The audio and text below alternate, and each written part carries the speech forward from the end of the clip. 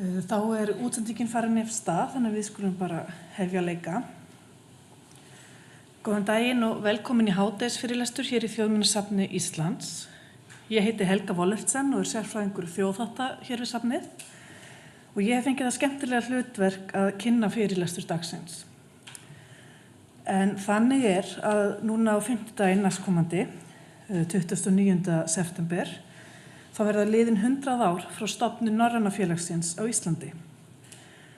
Af því tilefni þá sendi Þjóðminjasafn Íslands út spurningaskrá á árinu þar sem leitað eftir upplýsingum viðhorf almennings til Norðurlandana og norræns samstarfs. Í sumar var spurningaskránin svo fyllt eftir með viðtölum við valda einstaklinga og til verksins voru fengnir nemar í þjóðfræði við Háskóla Íslands. Og þar var sérstaklega sóst eftir að finna skemmtilega sögur og frásagnir, svona örsögur, sem að tengjast norrænu samstarfi. En hingað til okkar í dag komin Ragnheiður Helga Þórarinsdóttir, varaformaður Norræna félagsins og formaður afmælisnefndar félagsins. Hún ætlar að segja okkur aðeins frá Norræna félaginu, afmælisárinu, spurningaskránni og þjóðfræðisöfnuninni. Fyrirlesturinn verður einnig í streymi á YouTube-rás safnsins. Ragnheiður Helga, hún hefur áratuga reynslu af norrænu samstarfi, bæði í starfi og einkalífi. Hún lauk maggarprófi í þjóðfræði frá Háskólanum í Oslo árið 1982 og starfaði sem árabil sem sérfræðingur mennta- og menningarmálaráðuneytisins meðal annars í norrænum málefnum. Á árunum frá 1998 til 2002 var hún við norrænu ráðherranefndina í Kaupmannahöfn og hélt þar meðal annars utan samstarf á vegum norrænu menningarstofnananna og norrænar barnamenningar. En ég ætla ekki að hafa þessi orð fleiri, heldur bara að bjóða Ragnheiði velkomna hingað að pontu. Gjörðu svo vel.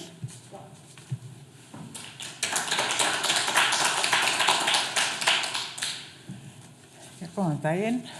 Ég vil þakka safninu fyrir að gefa okkur hjá Norræna félaginu tækifæri á að kynna okkur og þetta stóra afmæli og það í afmælisvikunni sem var dálítið óvænt.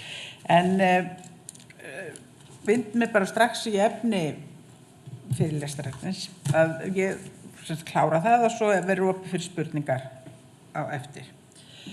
Norræna félagið var stofnað 29. september 1922 og var fjórða félagið sem var stofnað á Norðurlöndunum árið 1919.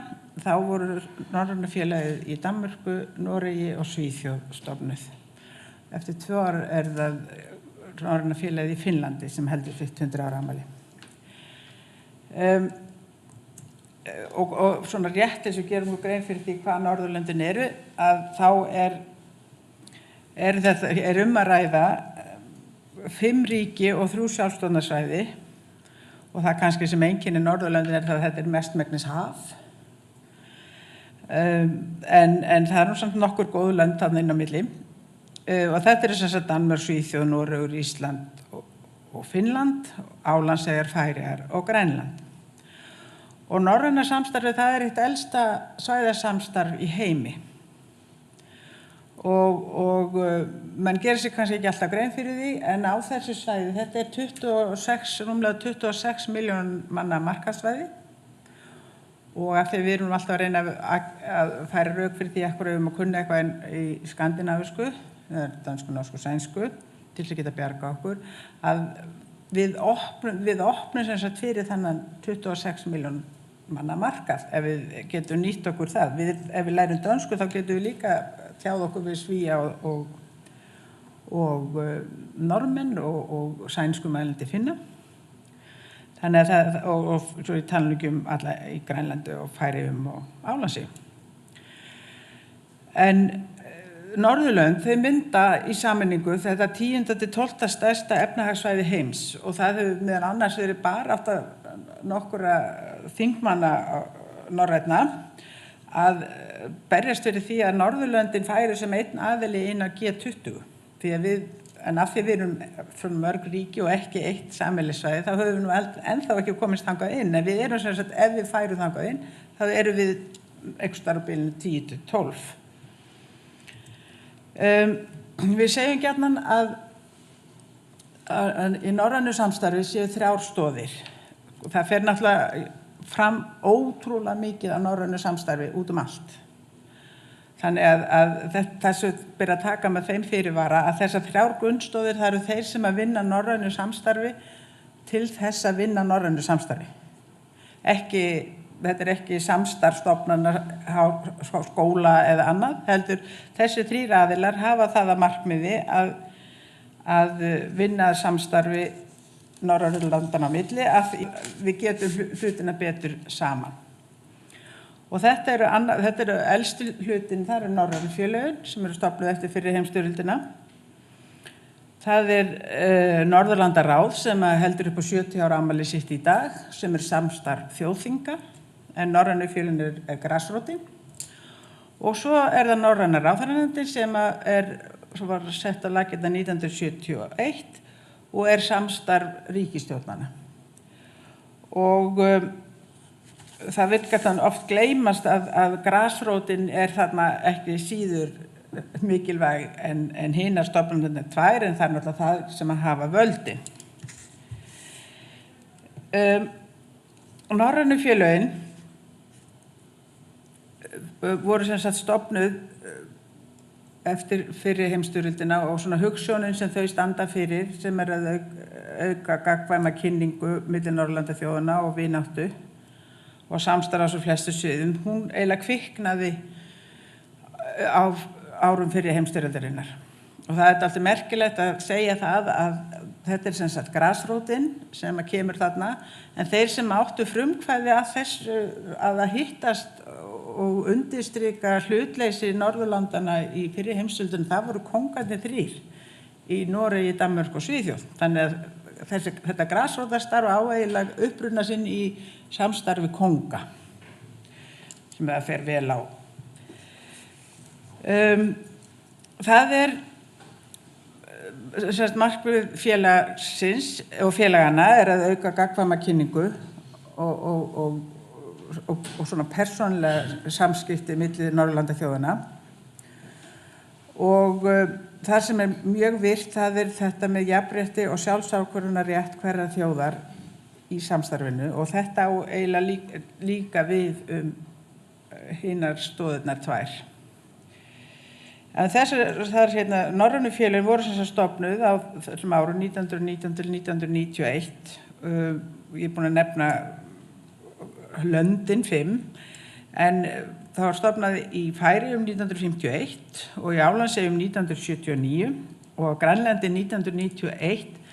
En Grænland þar hefur deildin verið sofandi og vakandi til skiptis, þannig að það heitir hún var endurvakin fyrir ári síðan.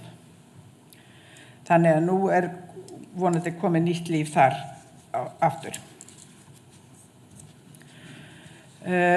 Og Norræna félag sem heldur upp 100 ára afmælið, það starfar í 16 félagsdeildum allt land og þetta algjörlega ópólitískt, óháð öllum pólitískum flokkum. Og félagið stendur fyrir menningarviðburðum og tungumálanámskeiðum, vinabæjamótum og útgáfu og ýmsu öðru. Og innan deildana fer fram mjög fjölbreytt starf. Þar haldin alls konar rauðmagakvöld og norrænir hátíðakvöldverðir og allt mögulegt sem gert þar. Og ég get nefnt sem dæmi að á menningarnótt síðast þá stóð höfuðborgardeild Norræna félagsins fyrir svokölluðu tungumálakaffi og þar var fólk bara kallað saman til þess og talað saman á ýmsum tungumáli. Þannig að þetta raun og veru starfsemin bara háð hugmyndaflugi félagsmanna. Og starfsfólk félagsins sem hann reyndar bara einn fastráðinn starfsmaður og það framkvæmdastjórinn Ásdís Eva Hannesdóttir. En það 3, 4, 5 verkefnaráðnir starfsmenn og þó að þeir eigi svo sem vera að sinna öðrum verkefnum heldur en afmæli Norræna félagsins, þá hafa þeir reynst okkur ótrúlegir við undirbúning af afmælinu. Þannig að ég vil nota tækifærið og þakka starfsfólki Norræna félagsins fyrir hjálpina. En öll þau verkefni sem eru unnið að, bæði innan skrifstofu og í verkefnum og svo innan deilda, markmið þeirra sem sagt að styðja við samstarfið og halda upp í persónulegum kynnum og reyna að gera sem mest saman á svo flestum sviðum. Og formaður Norræna félagsins í dag Hrannar Björn Arnarsson og hann formaður frá 2019.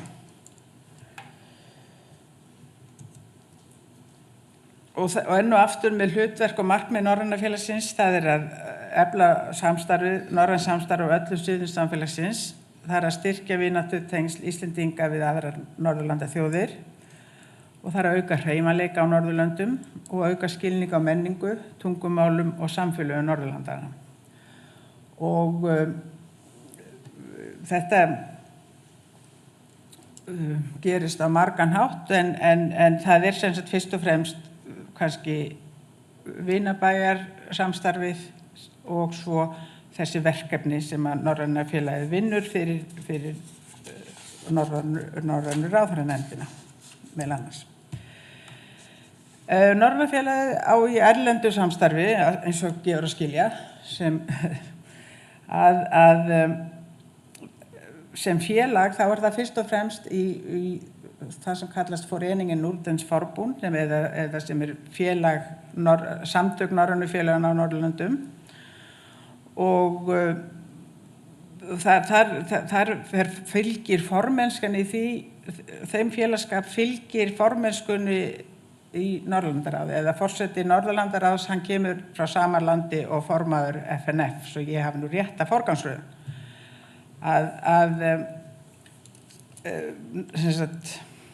og það sem að FNF sem svona samtök, skrifstofa þessi í Kaupmannahöfn, þá það þegar að Norræna ráðherranefndin biður Norrænu félögin að framkvæma verkefni, þá yfirleitt haft samband við FNF.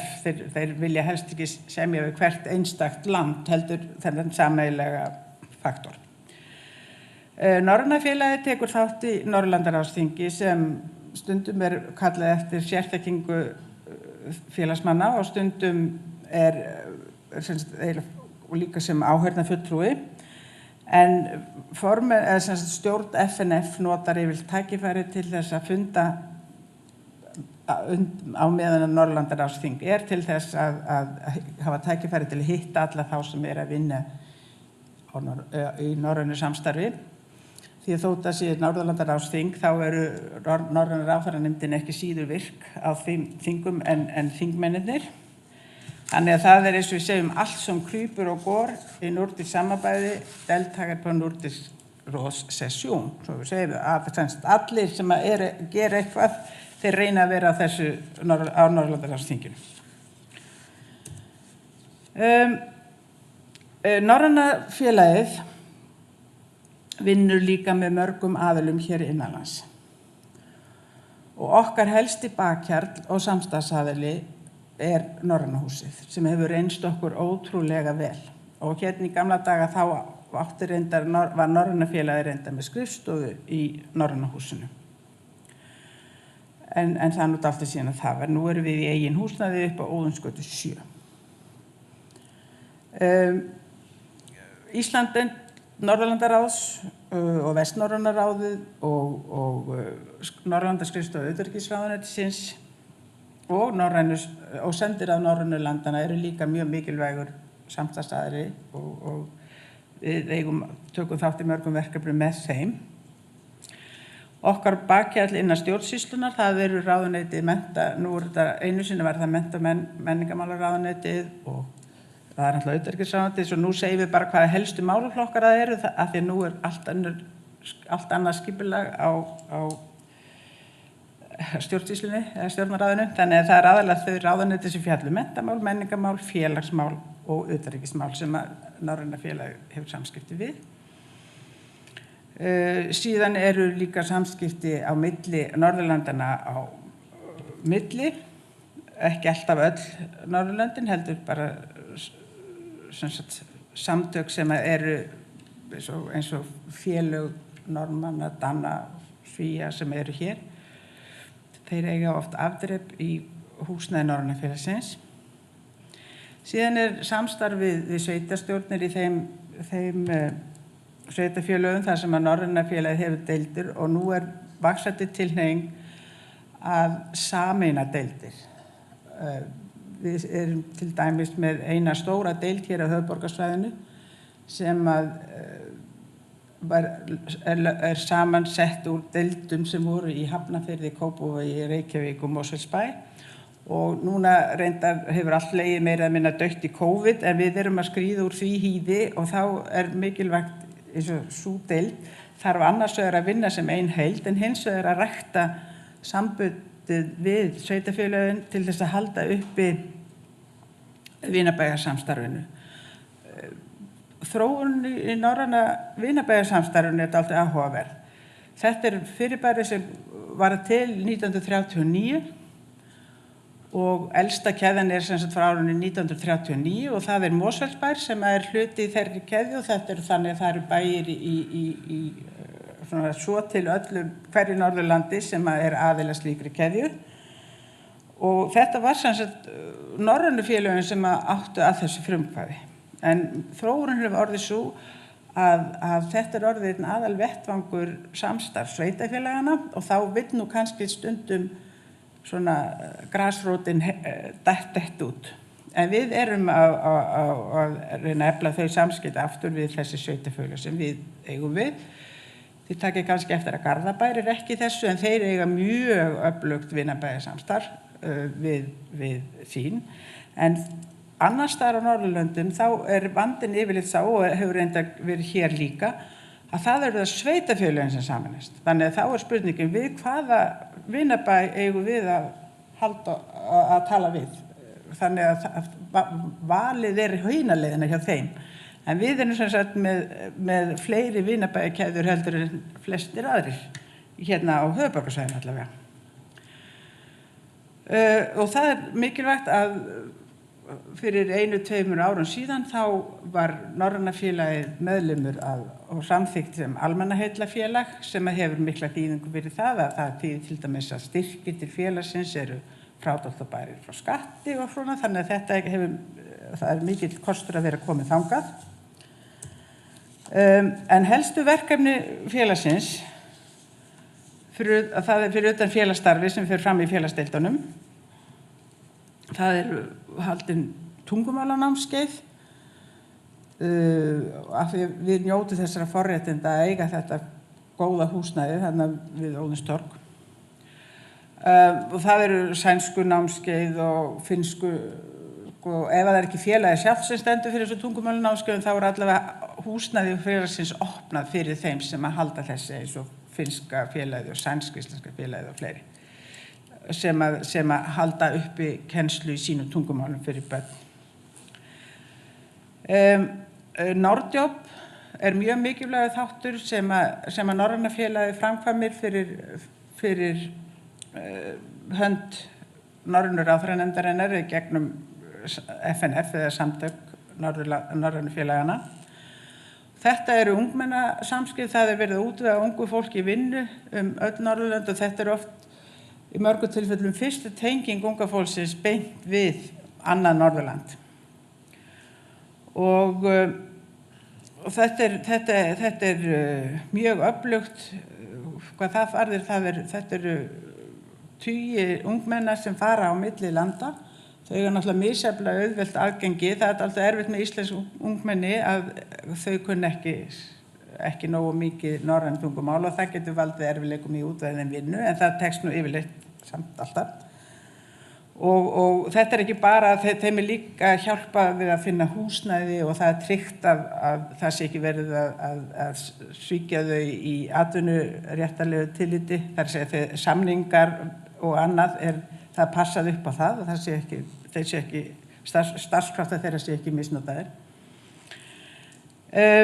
Síðan annar mikilvægt verkefni sem Norræna félagið annast og það svokallað Info Norden sem áður fyrir hét Halló Norðurland, Halló Norden og þetta upplýsingaþjónusta sem að Norræna ráðherranefndin rekur og hefur falið hér hjá okkur Norræna félagið að annast og þetta mjög mikilvægt að það á milli landa, þetta upplýsingar allt milli himins og jarðar, skólavist, félagslega þjónustu og bara nefni það.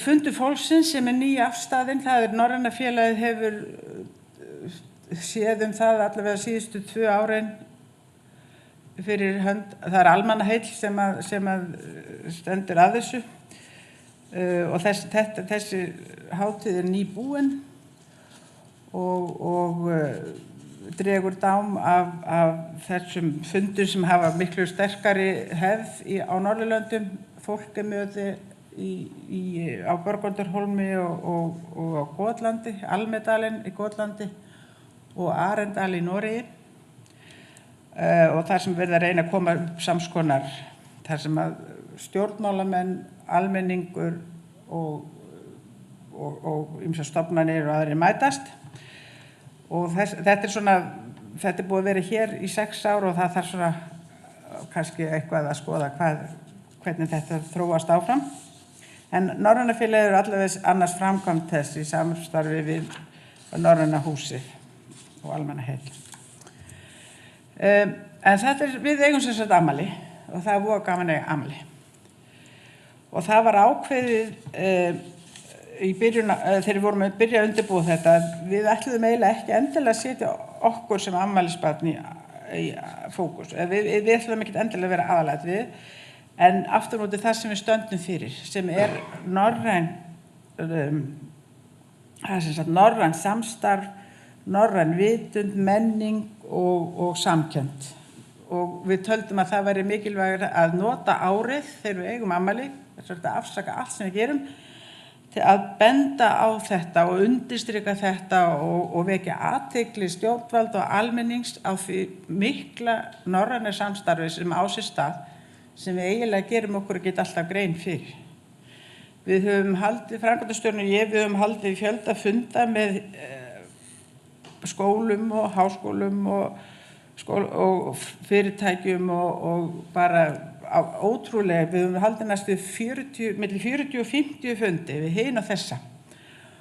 Og þar hefur, það er yfirleitt byrjað þannig, við eigum pínuldi í norrænu samstarfi, en annars eiginlega ekki neitt.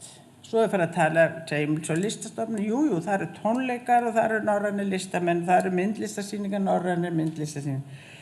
Bara það eitt að Sinfóníuhljómsveit Íslands er með aðalstjórnanda sem frá Finnlandi. Það gæti alveg verið eitthvað frá hinum stóra heimi, en það var Finnland og hefur verið áður.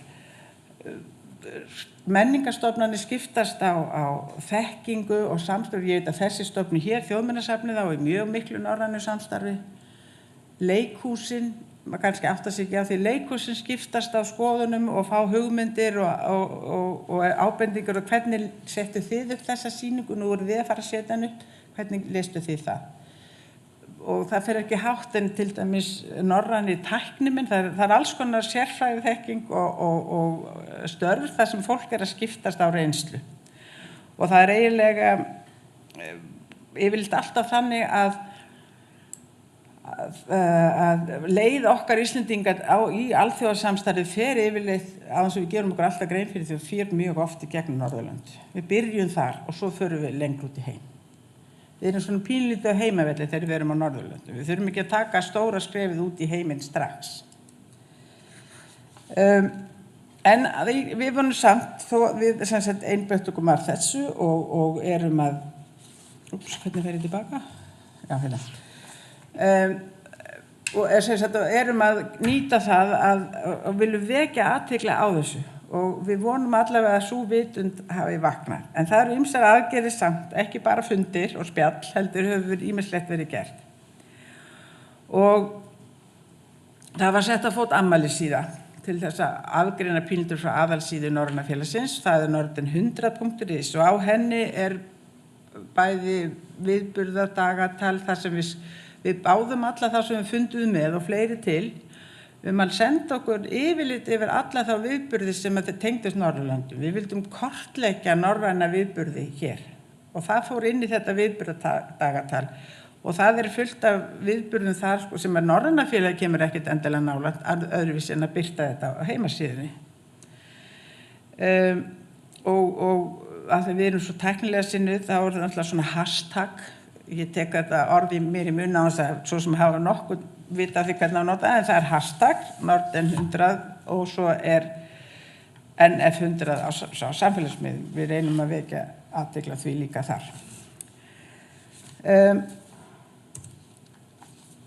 En það eru ýmis verkefni sem eru sem sagt ekki bara spjall og ábendingar, heldur við langar til að nefna örfá, og það var við héldum dag Norðurlanda með Norræna húsinu.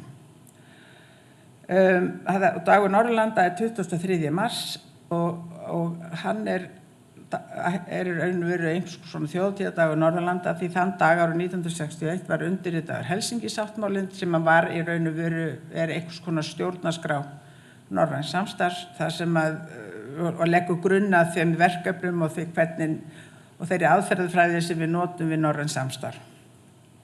Og það var sem sagt fyrir 61 ári síðan. Þessi dagur Norðurlanda, hann var mjög sérstakur. Þetta er 23. mars og hvað er nýbúið að gerast þegar dagur Norðurlanda það er innrás Rússa í Úkraínu. Svoleiðis að við Ásdís Franks, við vorum búin að skipuleggja mjög hefðbundna norræna dagskrá. Og það er yfirleitt mjög fallegt svona menningar, söngur og bókmenntir og ýmislegt það sem verið kynnað það sem er gerast á Norðurlöndum. Ég held að 23. mars hafi verið þriðjudagur eða miðvikudagur. Föstudeginum undan þá eiginlega sáum við ljósið í því að það væri ekki hægt að halda svona samkoma öðruvísi en að taka fyrir það sem var að gerast út í heimi. Og á bara 4-5 dögum þá fengum við fólk með okkur í að setja upp dagskrá sem var ótrúlega áhrifarík og sterk, þó ég segi sjálf frá. Það er kór hér sem að bara á 0,0 ekki bara kom og söng fyrir okkur úkraíns lög, heldur mætti kórinn í gulum og bláum fötum. Eitt kórfélagi hafi daginn fyrir 23. mars búið til rósir, gular og svona litla skraut, lítið skraut sem þú voru með, bláar og gular. Bogi Ágústsson kom og fræddi okkur Úkraínustríðið og frá sjónarhóli Norðurlanda, og ég ekki sagt okkur það var varla þurrt auga í Norræna húsinu þegar þessi viðburður eða þessi hátíðardagskrá var búin. Og þetta var, eins og ég segi, þetta var ótrúlega sterk og ég var mjög stolt af því að Norræna félagið skyldi ekki hafa komið af þessu þarna.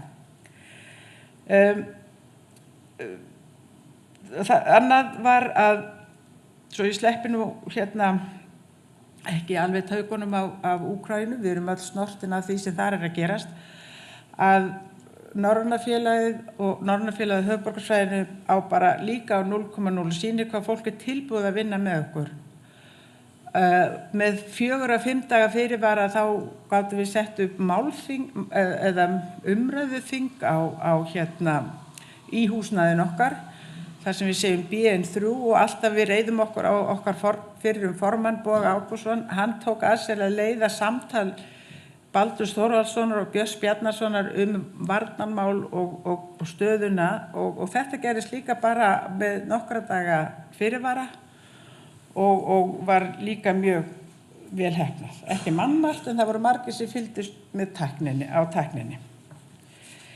En svo ég hætti nú að tala svona viðburði, þá höfum við verið með Norðurlandaráði með menntamálanefnd sem heitir eitthvað annað, en ég er svo gömul í hettinni, ég man ekki hvernig nöfnum breytast alltaf, en þetta er sem sagt mennta- og menningarmálanefnd Norðurlandaráðs, og hélt málþing tungumál og ungt fólk, og Norræna félagið vann með þeim að því, og það var haldið hérna í lok júní.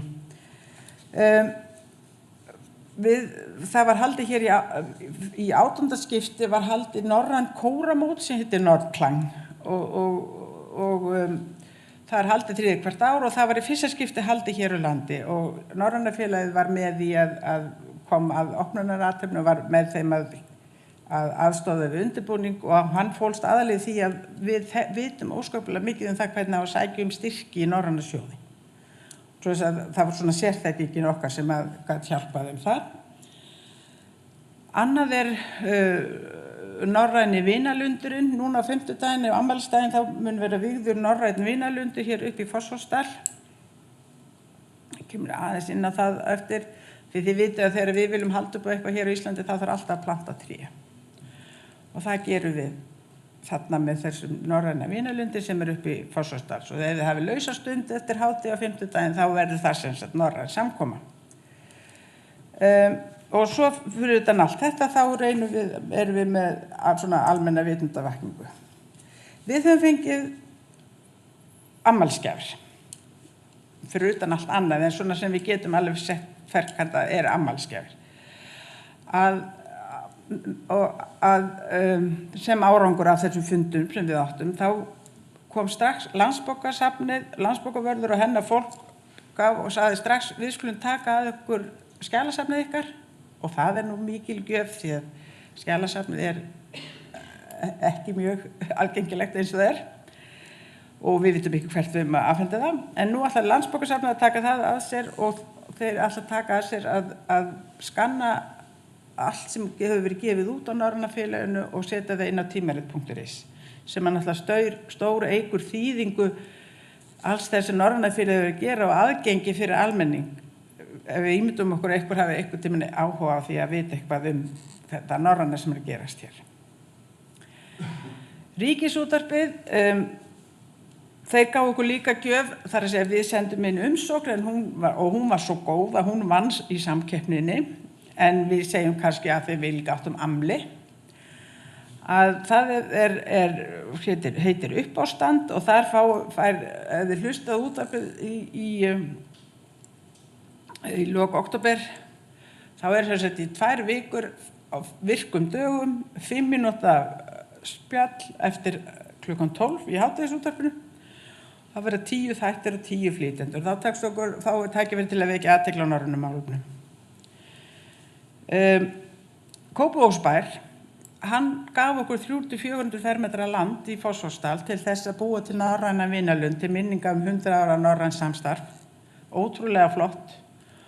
Og gaf okkur ekki bara landið, heldur hafa þeir útbúið áfangastað með bekkjum og stjett og sett upp stein þar sem við fáum svona plötu og það alveg ótrúlegt hvað þeir hafa gert okkur þar góða hluti fyrir okkur. Og þar búið að setja niður 8 mismunandi trjátegundir, 5 af hverri sem eru tákn fyrir hvert land og svo setjum við niður reynitré og birki í afganginn. Og þetta verður mjög skemmtilegt að eiga í framtíðinni. Og síðast en ekki síst, þá fengum við veglega gjöf frá þessari stofnun. Og það var það að Þjóðminjasafnið ákvað tilefni afmælisins að senda út spurningaskrá, eins og Helga var að kynna hérna áðan, viðhorf Íslendinga til norrænna samvinnu, Norðurlanda og Norræna félagsins og margvíslegar spurningar hvernig hvernig það hefur kynnst Norðurlöndum. Og þessi spurningaskrá var eitt af því, hún var opnuð af þáverandi þjóðminjaverði 23. mars. Okkur fannst við hæfi að setja þetta á stað þá. Og ég vil endilega hvetja fólk til að senda svar. Þetta ekki eins og svo margir halda skoðanakönnun.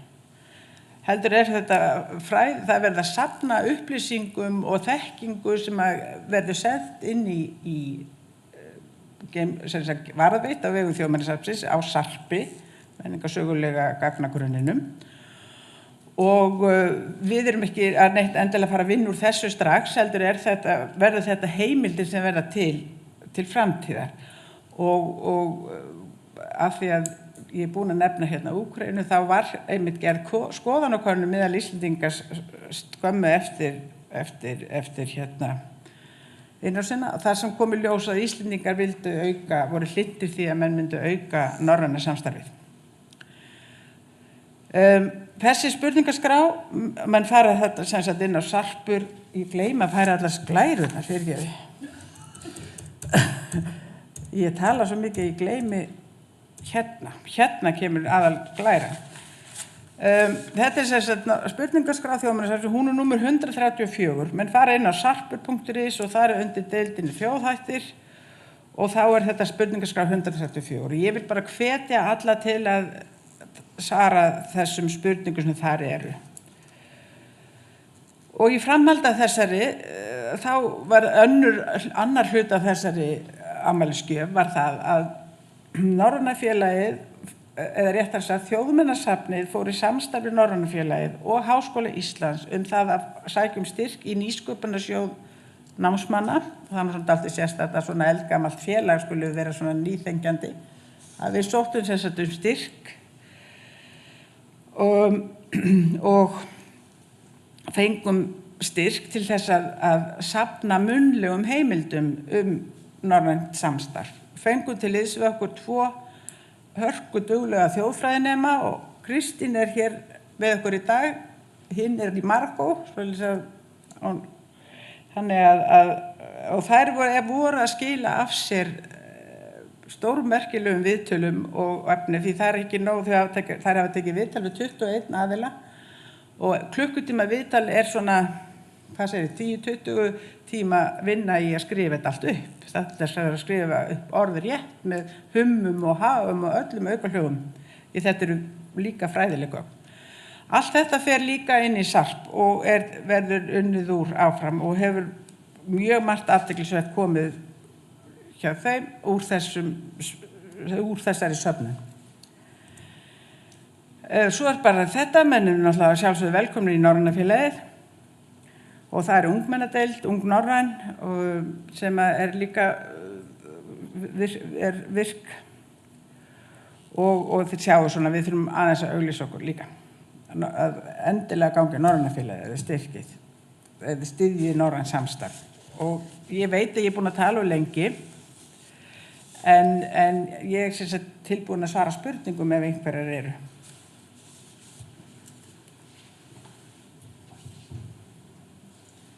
Þá ætla ég að þakka þér Ragnar fyrir þetta afar fróðlega og áhugaverða innlegg og heyra einhverjar spurningar úr sal. Já. Nerdkurs in detail. Ég ætla að byrja að endurtaka í hljóðinu svo fólk sem streymi heyri líka. Nerdkurs, þetta ekki til núna. Ég deltók 2012 á námskeið í bókmenntir við Stockholms universitet og við Norræna félagsins. Já. Ekki núna? Nei. Nerdkurs.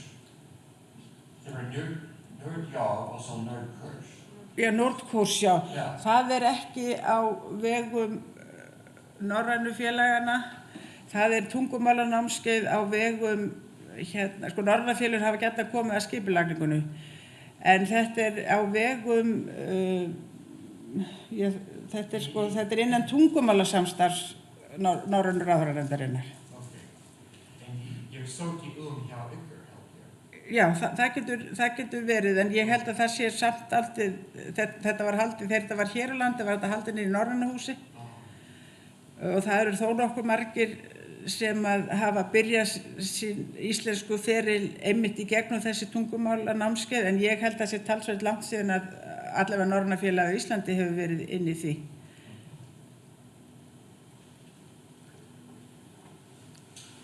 Takk fyrir skemmtilega fyrirlestur, en ég var glöð að heyra það að það væri líf í vinabæjarsamstarfinu.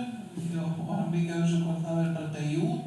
En hvernig gengur félögunum út á landi, eins og Vestfjörðum og Akureyri og svona, hvað gengur það vel að halda uppi vinabæjarsamstarfi? Takk fyrir það. Við í augnablikinu þetta dálítið litið af því að við að koma úr COVID-i og það hefur auðvitað allt legið niðri og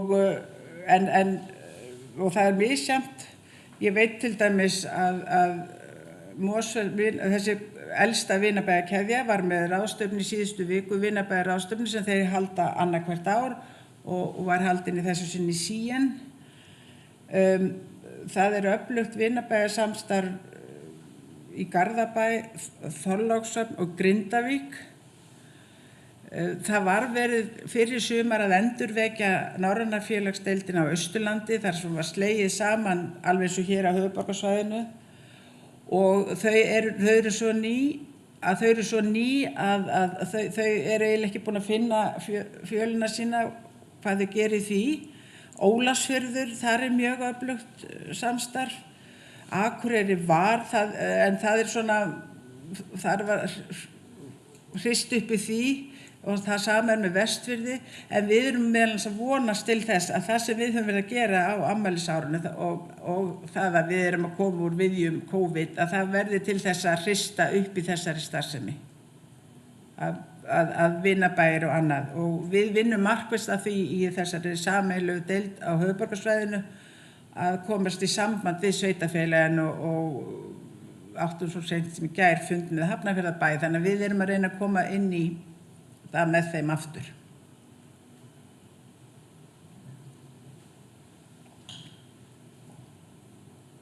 Stíkjaður heiti ég og hef lengi starfað með Norrænafélaginu í Garðabæ og heimsótt Norðurlöndin, vinabæina á Norðurlöndunum, að auki höfum við farið til Grænlands og fórum líka til Færeyja og við hugsum á tíma að bæta við löndum. En ég var að segja það að mörg ár hafa mér þótt afskaplega vænt þetta samstarf og skynjað hvers mikils virði það er og ég verð að hugsa það núna á þessum erfiðu tímum sem við erum að upplifa og sjá hvað er að gerast í Úkraínu, hvort að ættu bara ekki að bjóða Pútín í Norrænafélagið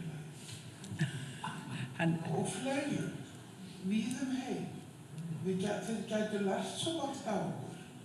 Hvernig maður á bara að vera vinur granna sinna. Vinur? Granna sinna? Nágranna? Já, granna, fyrirgefðu. Þetta er bara svona til að. Já, hann myndi örugglega geta lært mikið á okkur. En við fyrir að hugsa út í það, að þá held ég að við eiginlega gerum ekkur ekki fyllilega grein fyrir því hversu mikils virði þetta norræna samstarf er. Algjörlega fullkomlega rétt hjá þér. Takk fyrir mig. Takk. Ástöðsfjöld. Eru einhverja fleiri spurningar hérna á salnum? Það langar mig sjálfa að bæta einu við. Hérna Ragnheiður, veistu eitthvað skemmtilegt sem hefur komið út úr þessum viðtölum? Manstu eitthvað af því sem hefur komið fram? Eða kannski má ég beina þeirri spurningu til Kristínar hérna sem situr í salnum og er einn af rannsóknarmönnum okkar sem fór út í sumar.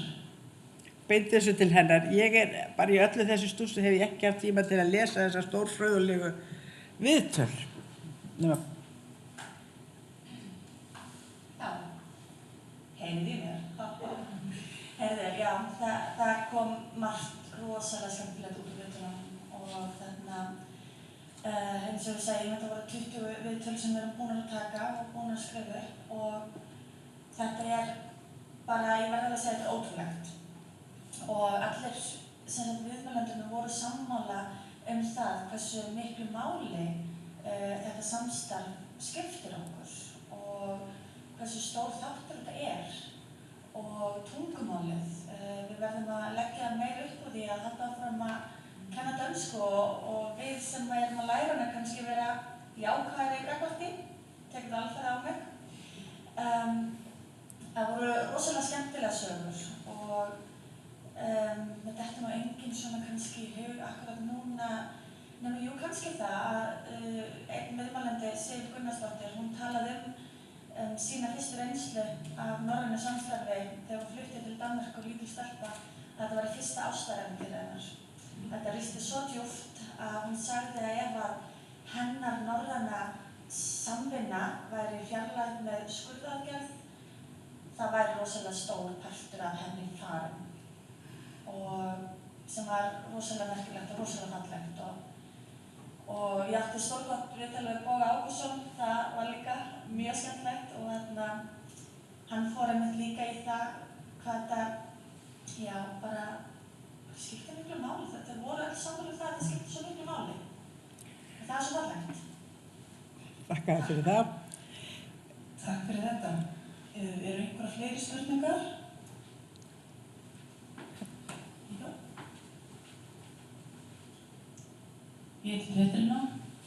Mig langar að koma með tillögu í sambandi við vinabæjarmótin. Við fengum sér elski hérna á skjáin í sjónvarpinu og ekki hægt að hafa vinabæjarmót við danska bæi og útvarpa því út landið.